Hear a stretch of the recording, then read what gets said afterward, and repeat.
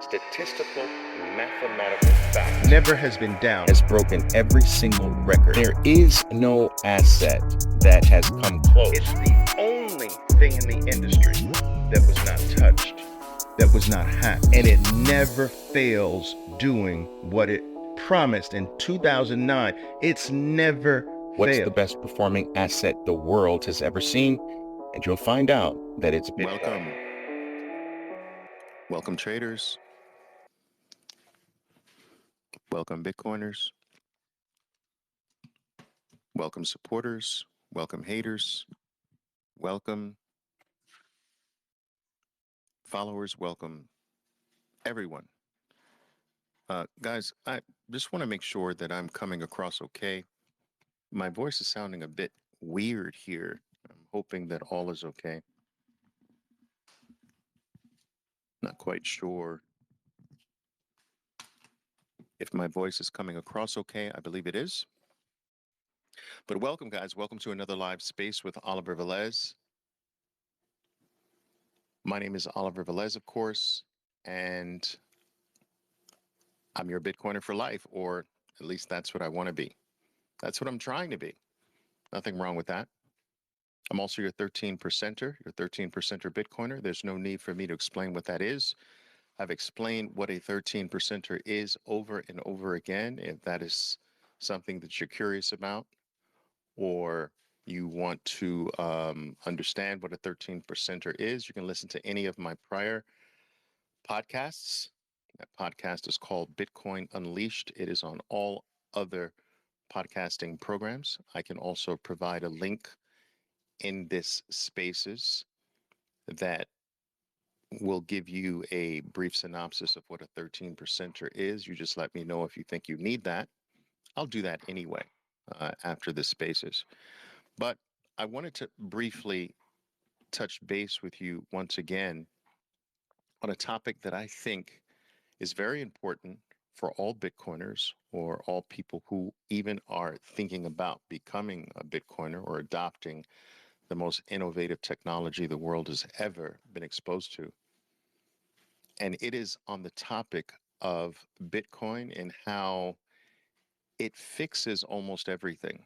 And I want to specifically talk about two ways in which I believe Bitcoin fixes almost everything.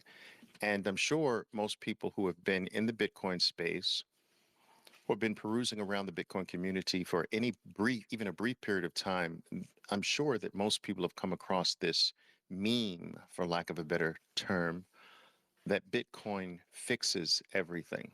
And while I won't go as far as saying that it fixes every single thing um, that the human experience touches or will touch going forward, I do believe that it goes a very long way or will go a very long way toward fixing most of what the human experience encounters now and into the future.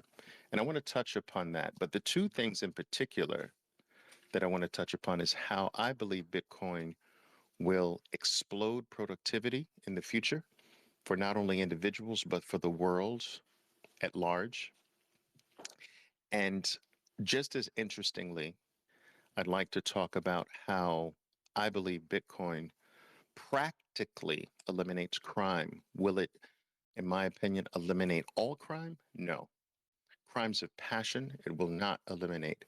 But crimes of passion, as vitriolic as they are and as heinous as they are, um, I do believe that those crimes are smaller in number, at least, than all the other crimes that tend to stem from a corrupt system, a a system that is fundamentally based on corrupt money. I think that most crimes in the world are financially motivated, and it is those crimes that I believe that Bitcoin practically over time will eliminate. And I don't want to keep you long. I want to try to keep these spaces a lot shorter than I have in the past. But let's talk about that. And for the benefit of those who are experiencing a talk from me for the first time, I think it's important for you to understand that in these spaces, I do not pass the mic. That is something that I perhaps might do in the future. But I find that with my style or my approach of delivering um, my information, my knowledge, my passion, I think that my style lends it better to me just sort of giving you a monologue and having you comment along the way in that monologue or to ask questions regarding that monologue after. All right. I'm not much of a banterer.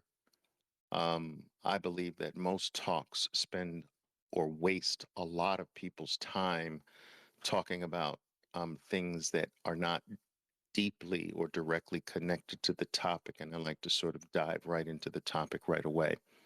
All right, so that's what we're going to do here today. So, the title of my talk here is Why Bitcoin Will Drive Productivity and Eliminate Most Crime. And um, I want to say right off the bat that I believe that Bitcoin cannot reach its full potential unless it is actually self custodied and held as an asset by human beings, not indirectly through a Bitcoin spot ETF or through some other derivative or even through an IOU with their Bitcoin held on a centralized exchange. I'm not talking, when I speak about Bitcoin in its true form, I am not talking about this indirect exposure to the asset itself. I'm specifically talking about true Bitcoin, real Bitcoin. And I do not consider real Bitcoin indirect exposure to it. Real Bitcoin is self custodied Bitcoin.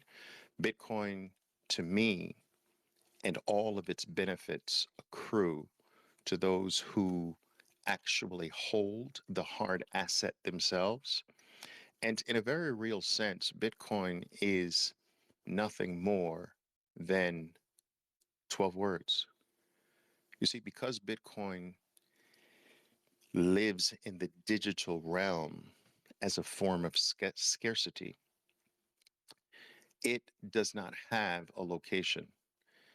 You can't point to Bitcoin, you can't touch it, you can't feel it. In many respects, it shares the qualities of God. And I'm not saying that Bitcoin is God, I'm saying that it shares many of the qualities of God, meaning that um, it is something that is real and something that, but yet something that does not exist in the physical realm. You can't touch it, you can't feel it, you can't taste it, you can't smell it. Um, and so, in a sense, Bitcoin is literally your 12 words, your 12 to 24 words, your secret. Bitcoin is your secret. And because of this, because it lives in the digital realm, and because Bitcoin is truly language or words, Bitcoin cannot be confiscated. Because Bitcoin is literally your 12 to 24 words, it cannot be truly stolen unless you're very irresponsible with your word. And human beings should not be irresponsible with their word. Your Bitcoin cannot be manipulated. It cannot be used against you. It cannot be taken. It cannot be stolen. It cannot be confiscated, assuming that you have done the right thing with your secret, with your word, with your value, with your worth, with what you are, who you are. As long as you've been responsible with that, it is impossible to be taken. It is impossible to be stolen or confiscated. Now, you can be forced to give up your secret, your words, but still, at the end of the day, that forcing will still require your acquiescence. It will require your choice to give it up. You could be tortured for it, but even in that torturing, at some point, if you give up your words, it is still your choice. If you choose to die, your Bitcoin dies with you. or doesn't die with you, but it is still unavailable. And so it is through self custody of Bitcoin that the ownership of your word that makes Bitcoin invincible, that makes it unconfiscatable, that makes it impossible to steal or to take by force.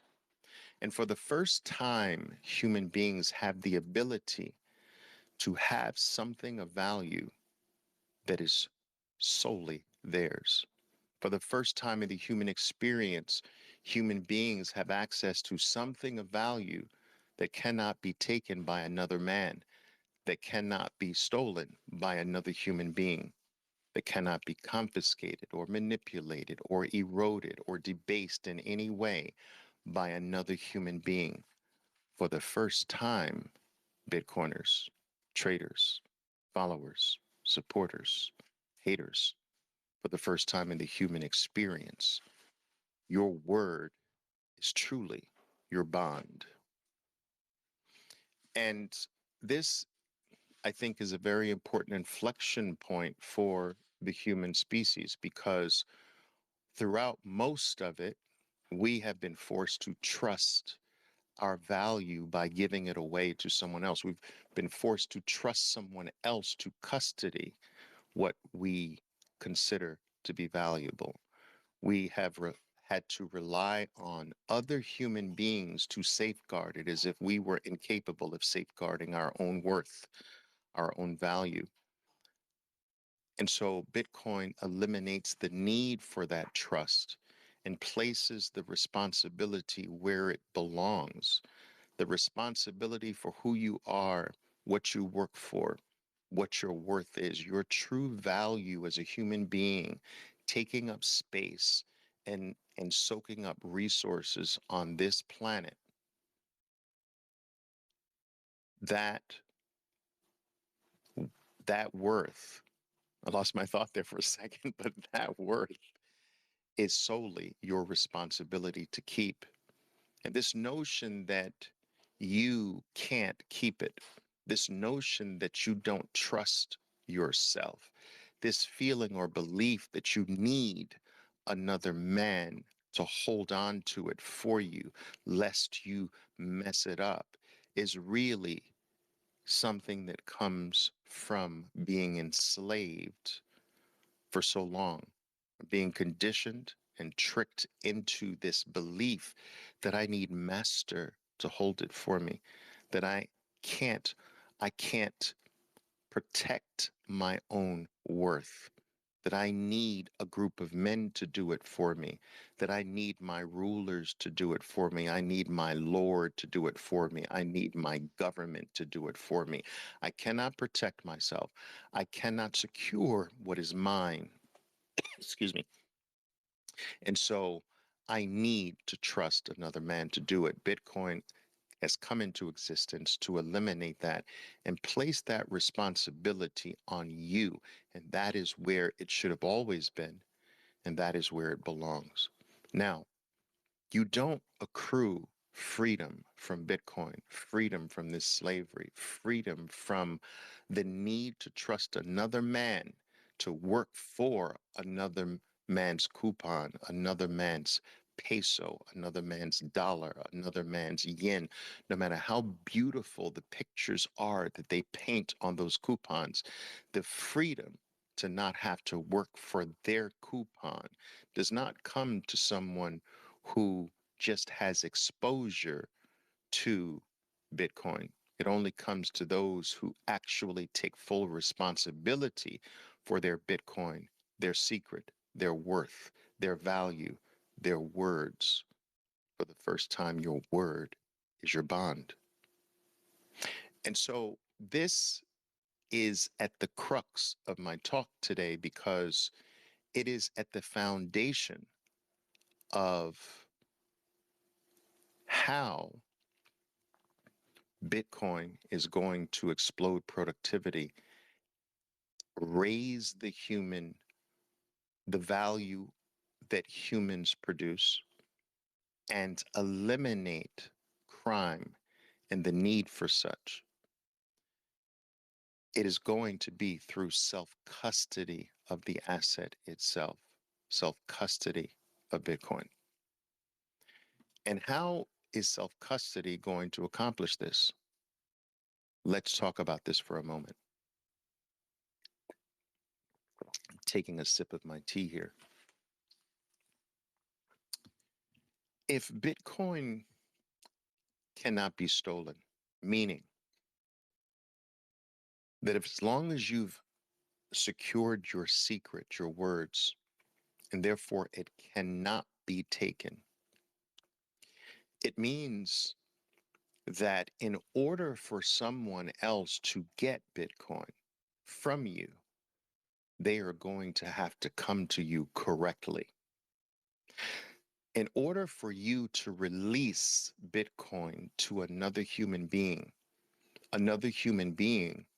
is going to have to deliver something that you truly desire, something that you want.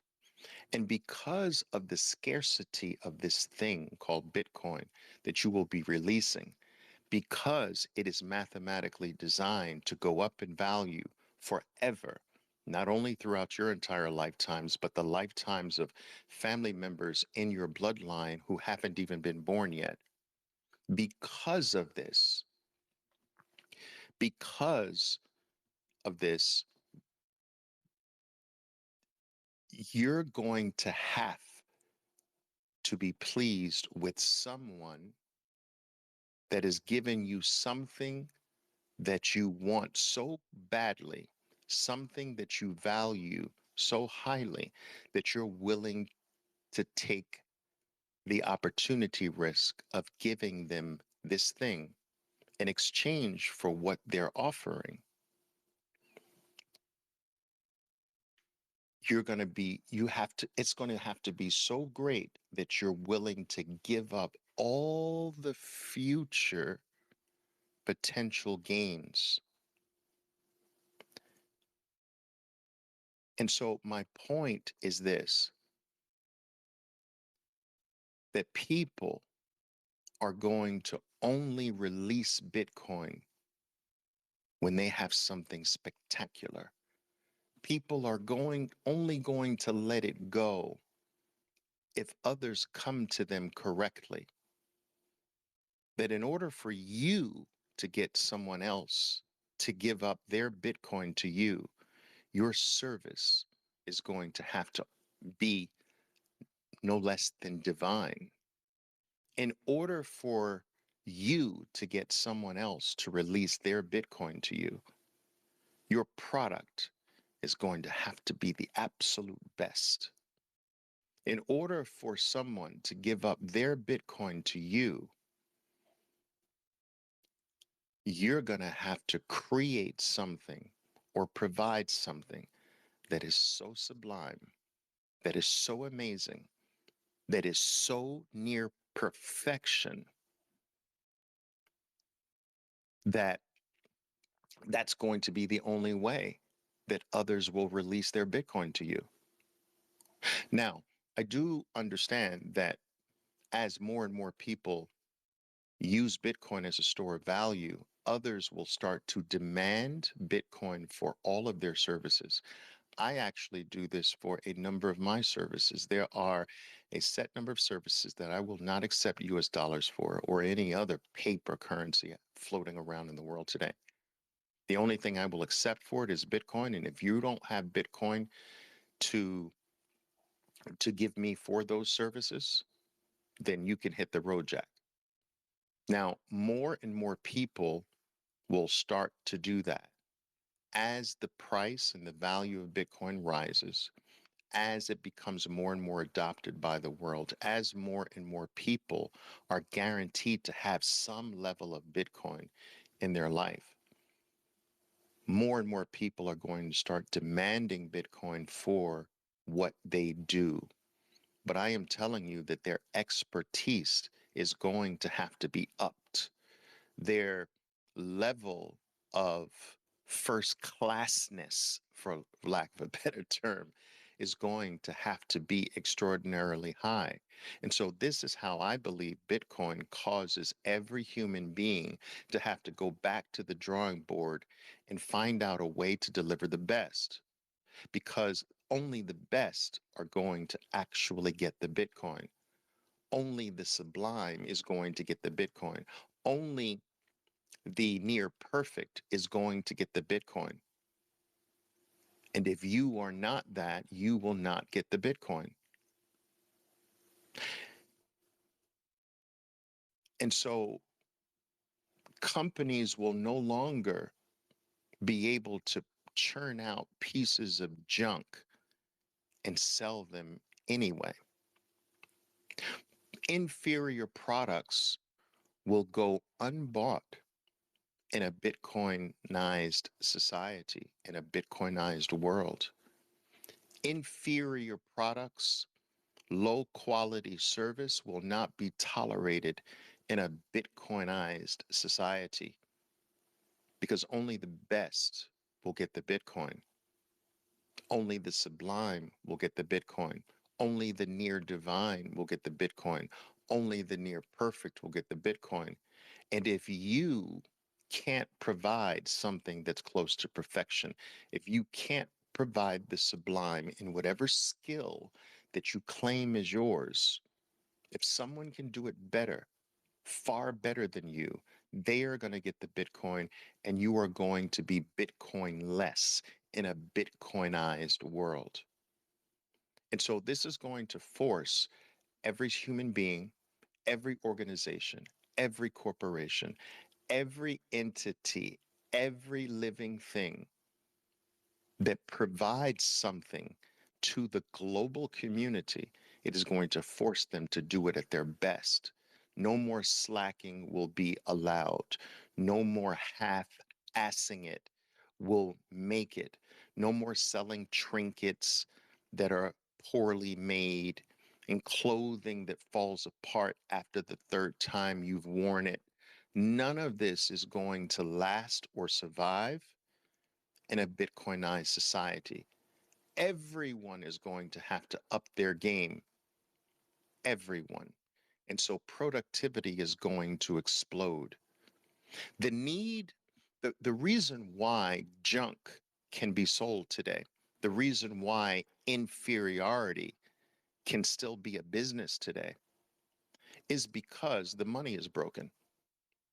Because if you hold on to the money that you give your life for today, if you hold on to it long enough, the money that you've given your life today will actually dwindle on you. It will melt on you like a freaking ice cube.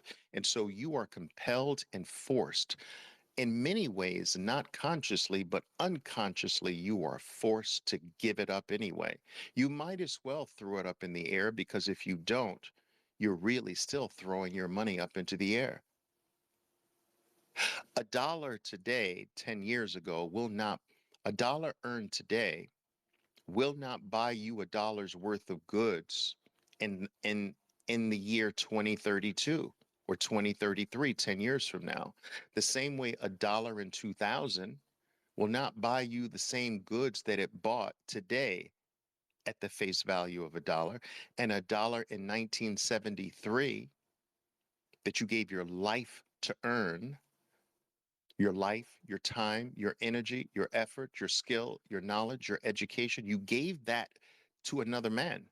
You gave that to society. And in exchange for giving that to another man, to society, to a corporation, to an organization, to another human being, you received a dollar in exchange for that life that you gave. And if you held on to that dollar from 1973, if you were born back then, if you were alive back then, that dollar purchased far more in 1973 than it does today. The dollar that someone earned or saved in the year 1913 is not the same dollar that you earn today. It buys 99.6% less than it did in 1913.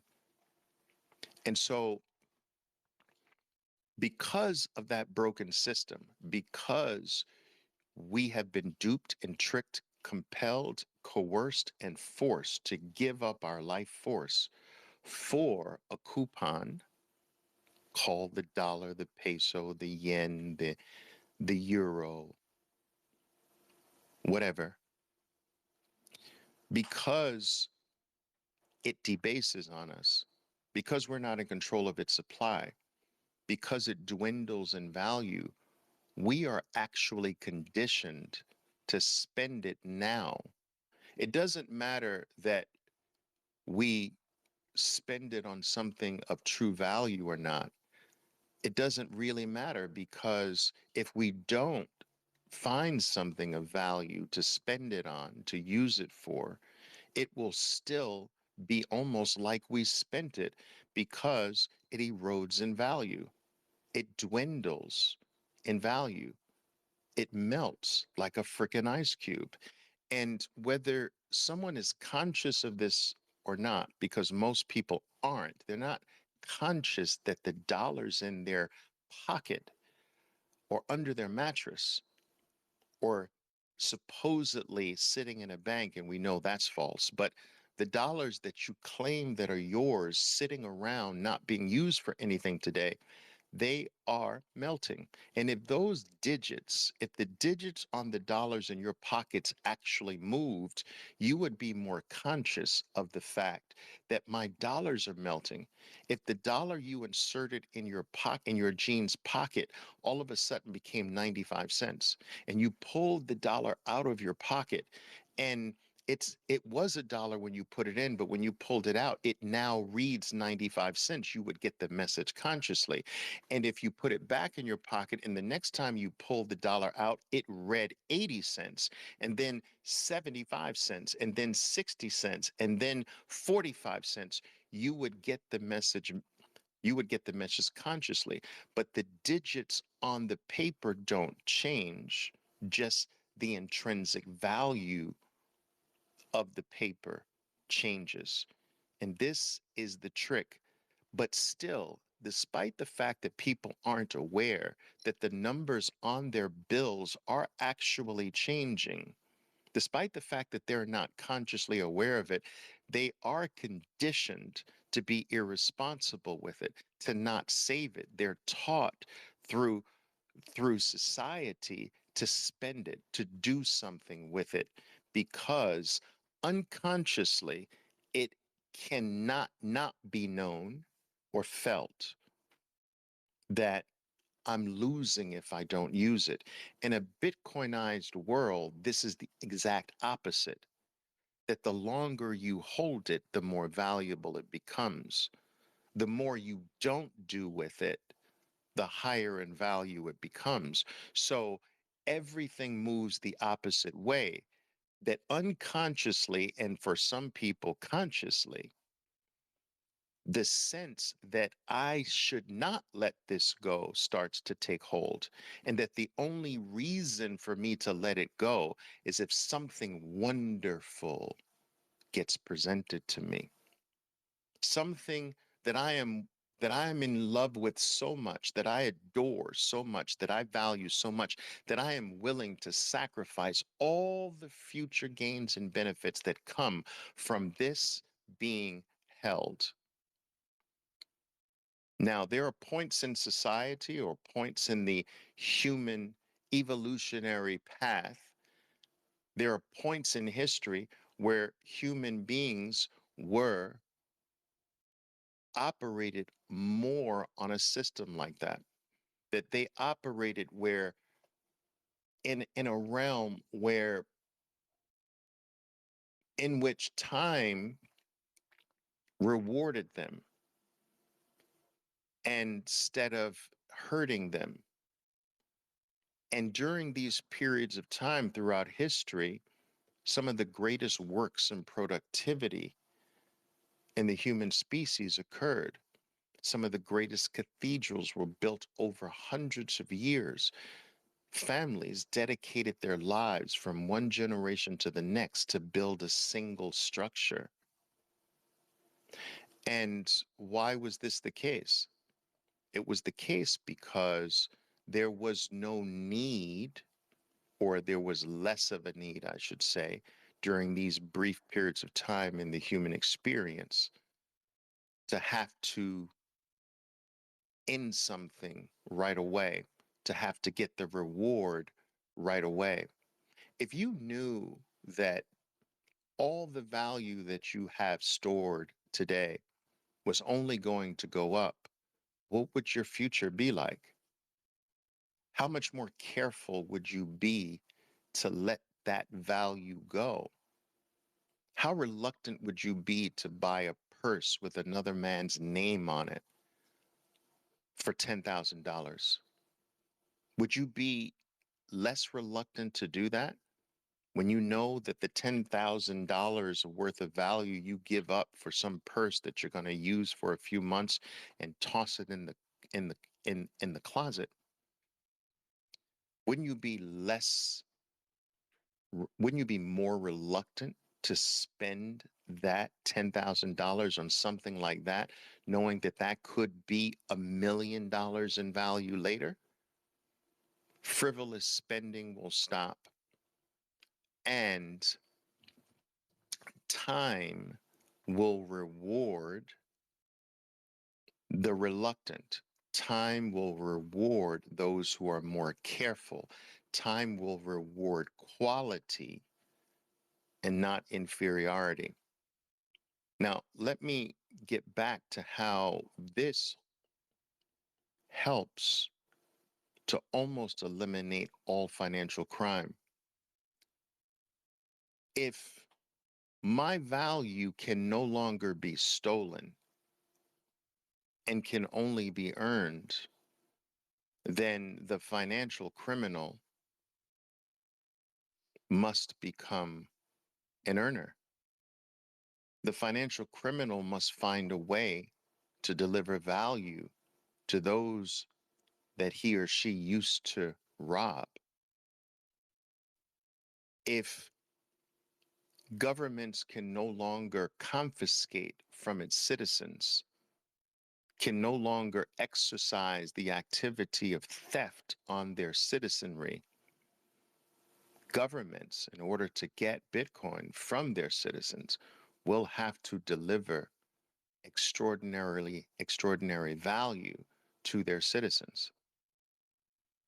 Criminals will not be able to steal 12 words if they are custodied correctly. All of this depends on custodying Bitcoin properly, protecting your 12 words.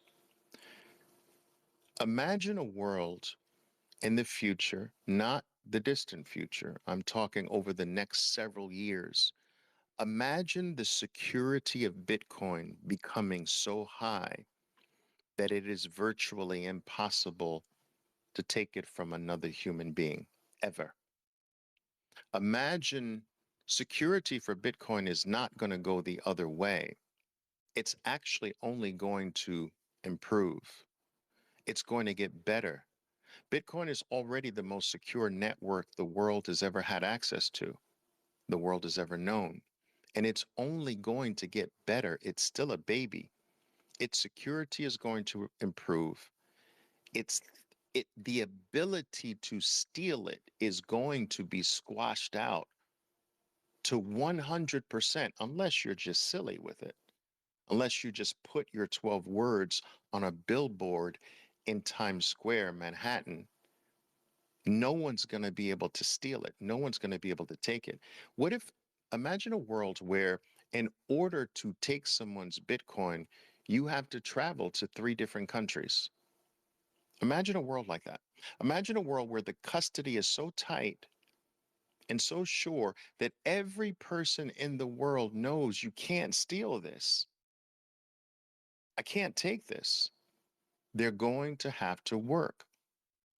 I believe that properly custodied Bitcoin will squash out financial crime.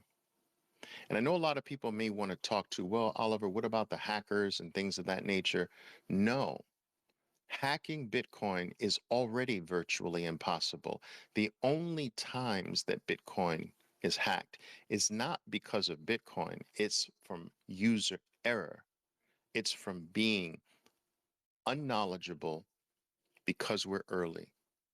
It's from custodying it wrong. It's from being irresponsible. But the day is coming where all of that goes away. The day is coming where no one has to even think about security. No one has to even think about the possibility of being hacked. It's going to be built into everything that makes Bitcoin just simply unstealable, unhackable, untakeable, even with your irresponsibility. It's only going to become more secure. I believe that before this decade is out, no one on earth will ever be able to take a single Satoshi from another human being ever without their consent. And this is coming rapidly, it's coming very quickly, which means that every single person on earth, whether their intentions are good or not, they're going to have to become a person of value. They're going to have to find a way to deliver something of value to other human beings. And this is the way a society should run. This is the way the world should operate. And so I believe that once the world understands that it is only custodied Bitcoin that derives all of its benefits, and that once we arrive at a place where even if you're irresponsible with it, it still can't be stolen, and that's coming. Think about that.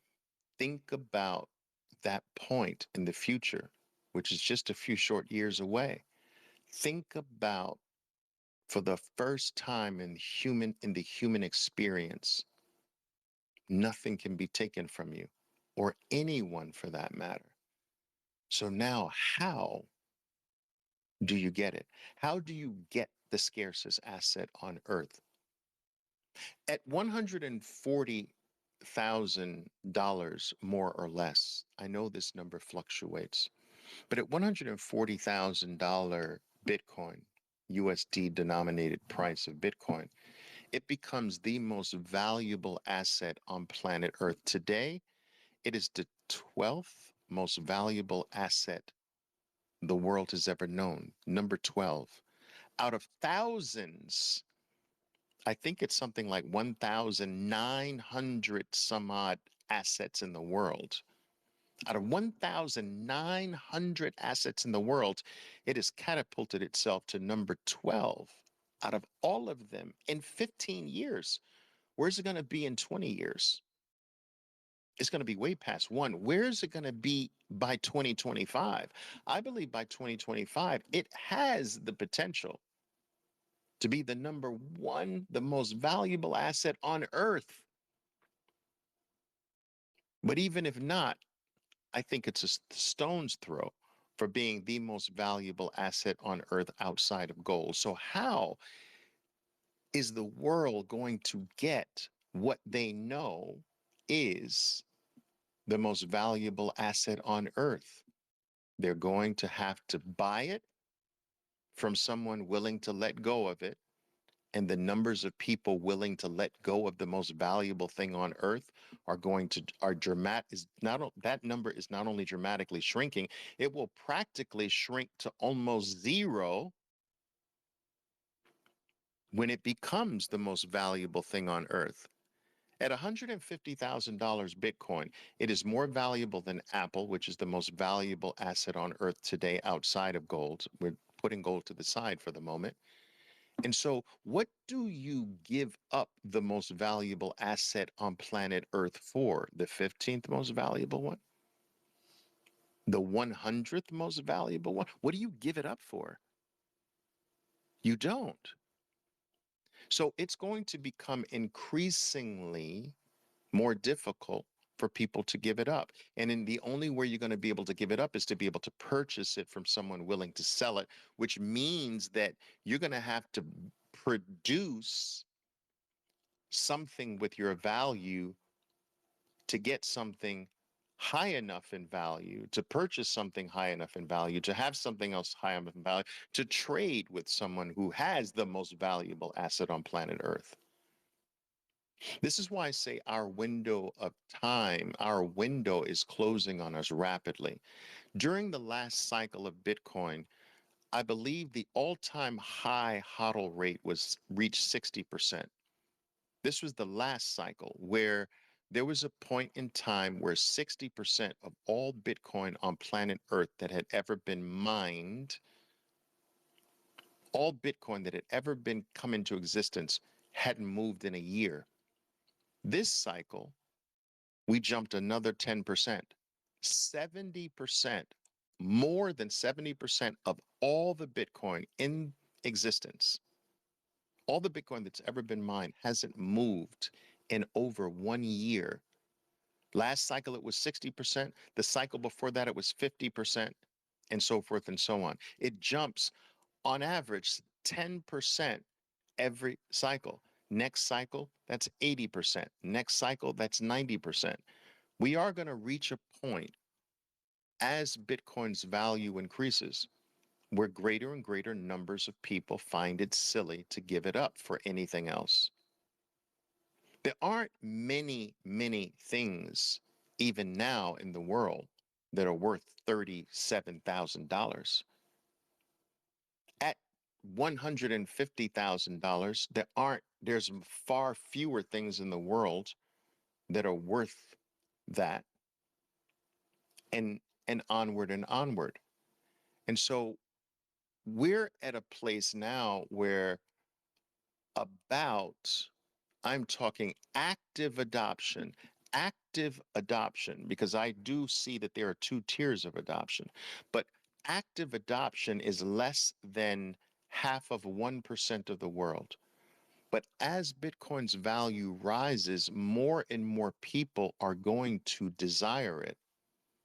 This is not like everything else where the higher something goes up in price, the less people desire it. This goes the other way. The higher Bitcoin's value, the more people want it, the more people desire it, the more people regard it as valuable. More Bitcoin will be sought above 100,000 than it is than is sought above 35,000. More Bitcoin will be sought above 500,000 than it will have been sought above 100,000, and on and on and on it goes. As the value of Bitcoin rises, so do the number of human beings on earth, so does the desire of the human beings on earth rise with it. They will want it. And yes, if they can steal it, the desire to steal it will only increase. The desire to take it from you will only increase. The desire to confiscate it will only increase. But if what I see occurs, what I know will occur, if that does occur, and it will, then it won't be able to be stolen or confiscated or taken. And so financial crime, in my opinion, is going to go by the wayside. And the human race is going to be forced to only get their hands on the scarcest, most valuable thing human beings have ever been exposed to. They're going to have to put their heads down and become valuable to their community. They're going to have to become valuable to their fellow human beings. But isn't that the way all society should be? No one should be able to participate in a society if they do not bring value to that society. No clan or group or organization should be delivering benefits to someone in that group, clan, or organization if they are not also contributing value value to that clan, group, or organization. And so all human beings are going to have to be able to deliver value to their fellow human beings in order to get their claws, their paws on this most valuable, this most scarce thing that the world has ever known. And so productivity is going to rise. Necessity is the mother of invention. And this need to be able to produce something of value this necessity to produce it will cause productivity to explode globally, worldwide. I believe that this productivity abolishes things like poverty. This productivity, this explosion in the productivity of the human race eliminates many of the ills, the ills and the the things that serve as the bane of the fabric of our society today. Most of these things are going to go away through the explosiveness of the productivity that Bitcoin is going to bring to the world. And once again, because you won't be able to take it, you'll have to produce. It's the only way. Some people say, well, might ask, well, Oliver, what if they can't produce? Well, they're over time going to have to basically fade into the ether, fall by the wayside. It's survival of the fittest. It always has been. And that force still operates with us. Only the best will survive. Only the most productive will thrive. And if you can't find a way to do that or be that, there will be no one that comes to your rescue. There will be no savior. Bitcoin's the savior. Our window to accumulate this rarest of all assets, this rarest of all things, this most special of all values that humans have ever been exposed to, that our window to accumulate it in any significant amounts is closing. It's closing rapidly. At $37,000 per Bitcoin, it's already pricing out 99% of the world. 99% of the world, well, okay, maybe 98% of the world can't get their hands on a full Bitcoin today. 98% of the world can't. And so as the value rises, fewer and fewer human beings will be able to get their hands on a full Bitcoin. If few today can get themselves to the place of accumulating one full Bitcoin, imagine how much fewer at 100,000 and 300,000 and a half a million and so forth and so on. And so our window of opportunity is closing. It's closing quite rapidly. And this does not mean that this is going to ice out the majority of people in terms of their ability to benefit from what Bitcoin delivers. That is not what I'm saying. I believe that the benefits from Bitcoin accrue to the human race forever. I do believe that. It is not the benefits that will go away, but the ownership of it does bring a certain higher level of benefits. And that's just the world, that's how the world works. The earlier adopters get that benefit. That's the way it's always been, and that's the way it always will be. And over time, those who were intelligent enough or had vision enough to get larger stakes than others over time, that will get distributed generation after generation. It gets more evened out. But we still have the ability to grab chunks of this. We are still in the stake your claim phase of adoption. We're still early. And so chunks of this can still be acquired and put away. And so I don't believe that Bitcoin can possibly solve the passions of crime, the crimes of passion, I should say. All right. But it can solve most of our crimes, which are financial in nature. And I'm talking about not only the crimes um, of men, not man on man crime, not just man on man crime.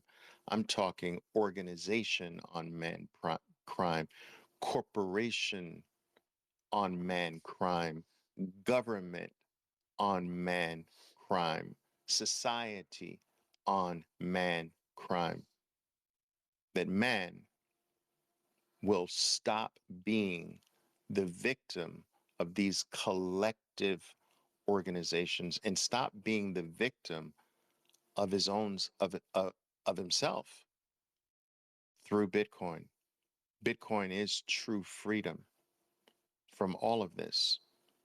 And all of the things that we've suffered from has its roots largely in a broken money, a broken store of value, a trust-based store of value.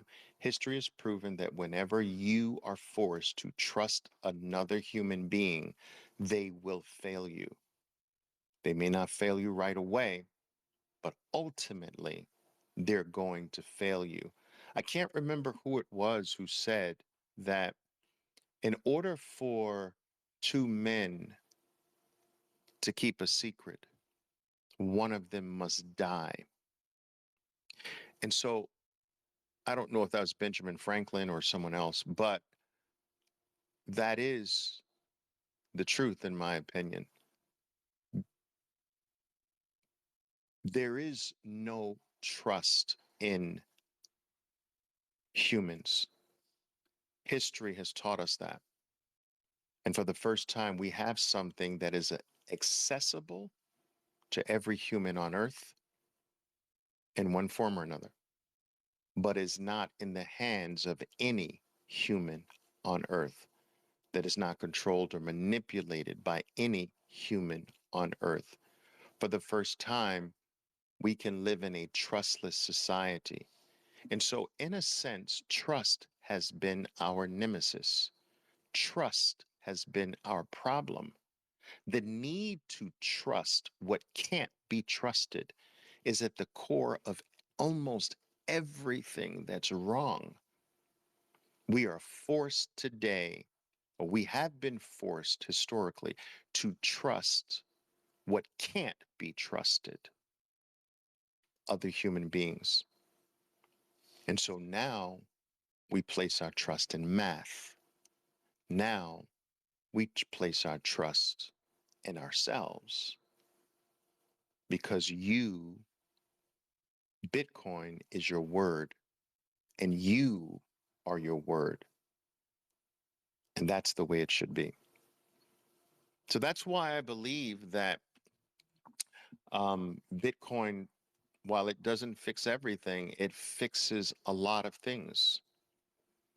This is why I believe that the product we are about to experience the highest level of productivity in the in the history of human existence because of Bitcoin.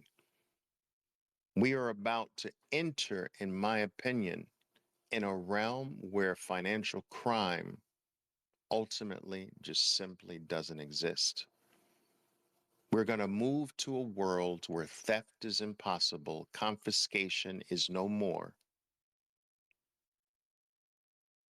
and taking from another man, taking from your brother and sister, just simply doesn't exist anymore. And so I'm curious, you tell me what you think. What are your thoughts regarding this? Has Oliver gone mad? Oliver's gone mad? Has Oliver gone mad?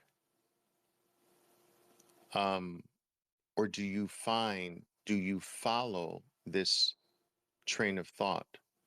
Do you see where properly custodied Bitcoin can get to a place where no entity or human can ever take it without consent?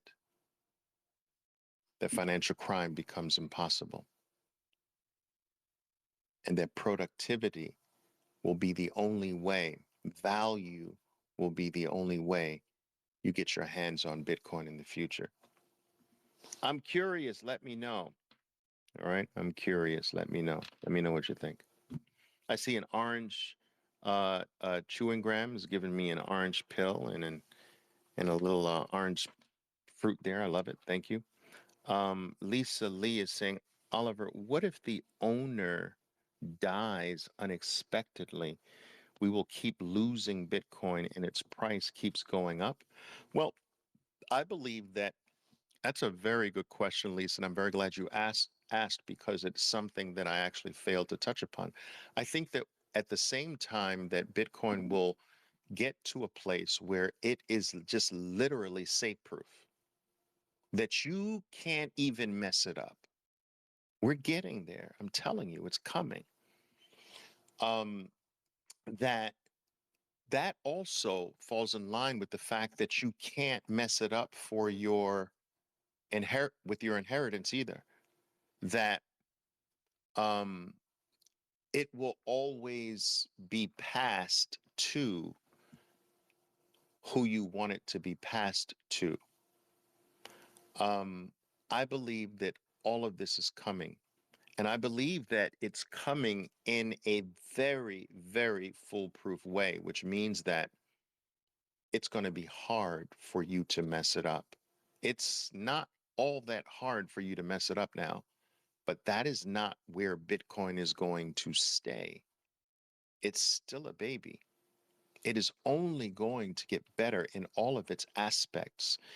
The same way it's only going to become more scarce, the same way it's only going to become more valuable, the same way it's only going to become more adopted, the same way it's only going to become more understood, more desired.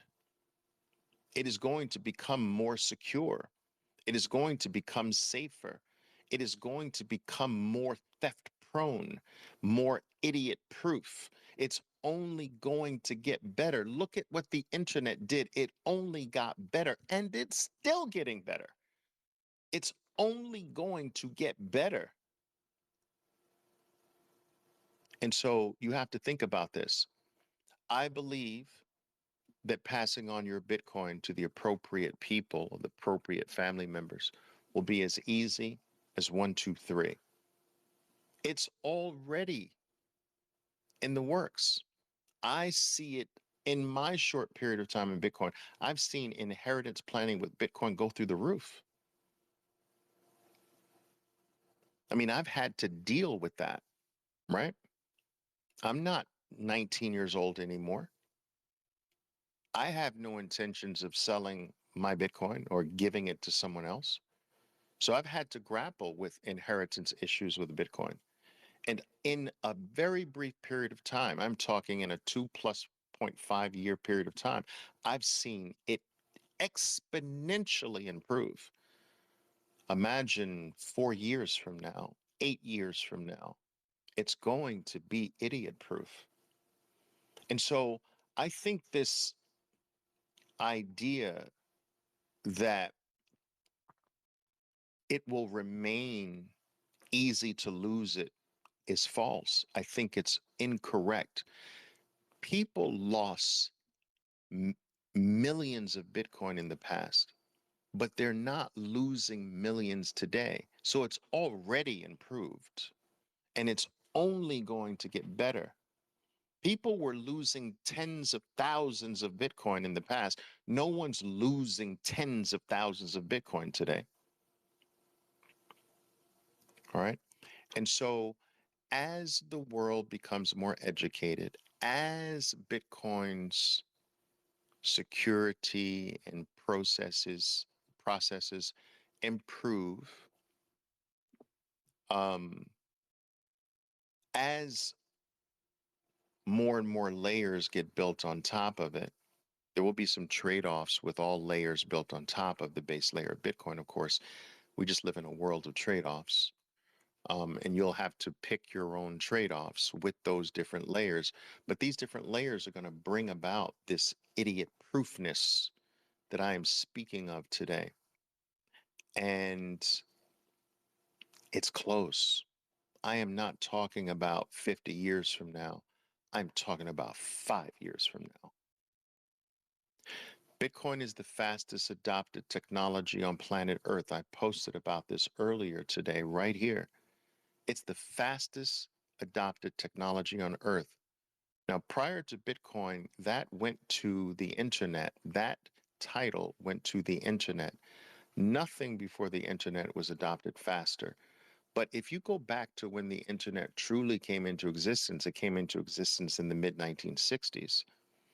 It became um, commercially adoptable, let's say, in the latter part of the 1980s. And so it became more mainstream accepted, I would say, in the mid 1990s.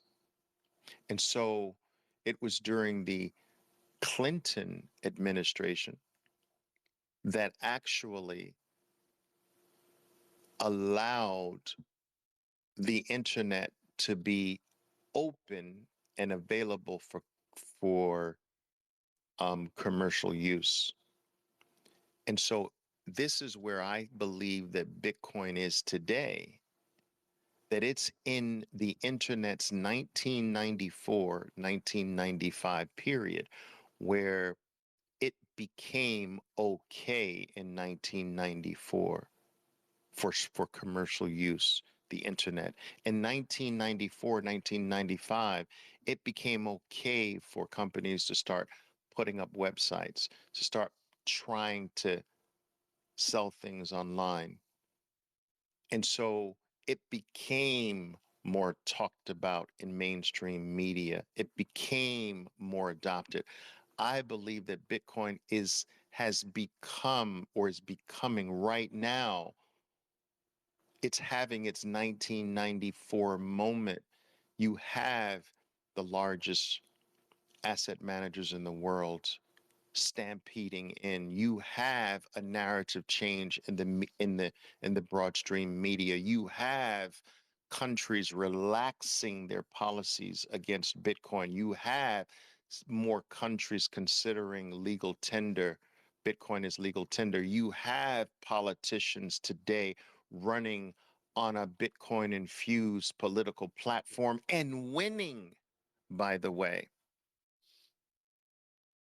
You have policies that are being floated around to protect it. And so Bitcoin is experiencing what the internet experienced in 1994 and 1995. And we all saw that movie play out. We saw what the internet did from 1994 to 1995. And so, just like the internet existed since the 1960s, it did not really start its mainstream run until the mid 1990s. Just like Bitcoin was in existence since 2009, it's about to start its mainstream run now. All of a sudden, Bitcoin is great for the environment. Have you seen those articles? Since its birth, it was going to boil the ocean. Since its birth, it was going to destroy planet Earth. Now it's good for the environment. Every politician in the world was against it. Now they're winning running on a Bitcoin infused platform. Countries have made it legal adoption. Small, few, but that's how everything starts, small and few. It's only going to grow from there. And so, if we could go all the way back to 1994, and if the internet, the protocol that brought about the world's first $1 trillion assets, there were no $1 trillion assets before the internet. The internet brought about the possibility for $1 trillion assets to come into existence. If we could go back to 1994, 1995, when it all began, when the mainstream adoption began, if we could go back and buy a little piece of it, wouldn't you? Wouldn't you buy the land on which $1 trillion assets build themselves? Wouldn't you buy the protocol they need to become $1 trillion assets today? Of course you would. If the protocol was necessary to bring about $1 trillion assets, what's the protocol worth? Well, for the first time, we now have access to a protocol. We've never had access to a protocol before. We've never been able to stake our personal claims in a protocol before. We've never been able to own a piece of a protocol before. For the first time, we, you, me, can own a piece of the land that $10 trillion assets will come into being and be built upon. We could always buy a piece of Apple, but we couldn't buy the internet that gives Apple life. We could always buy a piece of Google or Amazon, but we couldn't buy a piece of the protocol that gave them life. Now we have not only the protocol of the next $10 trillion assets that will be built on this brand new protocol, we have the protocol of the entire world's money, all the value on planet Earth. Think of the protocol of all value on planet Earth and being able to own a piece of that. Wow. I'll say it two more times. Wow. One more time. Wow. Stake your claim, people. Stake it now. The window is closing. The window's closing. All right. All right. Lisa says, thank you for addressing. Will this recording be available? Yes, it will be available right here, and it will also be posted very shortly on Bitcoin Unleashed. You can find my full podcast with all of my prior talks um, on all of the platforms: Spotify, Apple, Google, wherever you do your podcasting, you'll find Bitcoin Unleashed. Search for it. It is Some of my talks can be quite long. So if you are interested in just gobbling up clips and parts of those talks, that's available on the Fountain app as well as the long form. But I'm able to do the little clips on the Fountain app. So uh, and you can also earn some Satoshis listening on the free Satoshis listening to those episodes on the Fountain app as well. I do want to I want to thank you all once again for joining here live. I see some of my tried and I mean the very reliable listeners. Terrence, thank you for joining in. Um, Love your book, by the way, one of my favorite. I just recommended that today. Guys, if you haven't gotten Terrence's book, Proof of Money, get it. Get it today.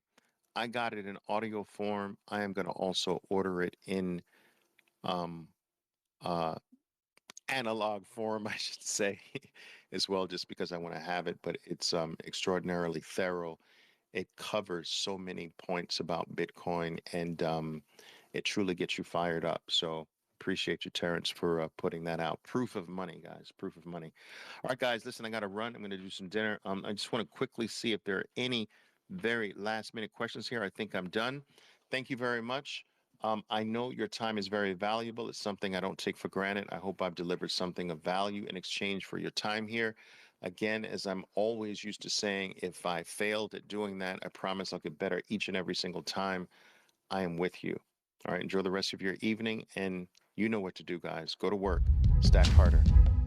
My name is Oliver Velez, and I am your 13%er Bitcoiner. Be safe out there, and until next time. Boom!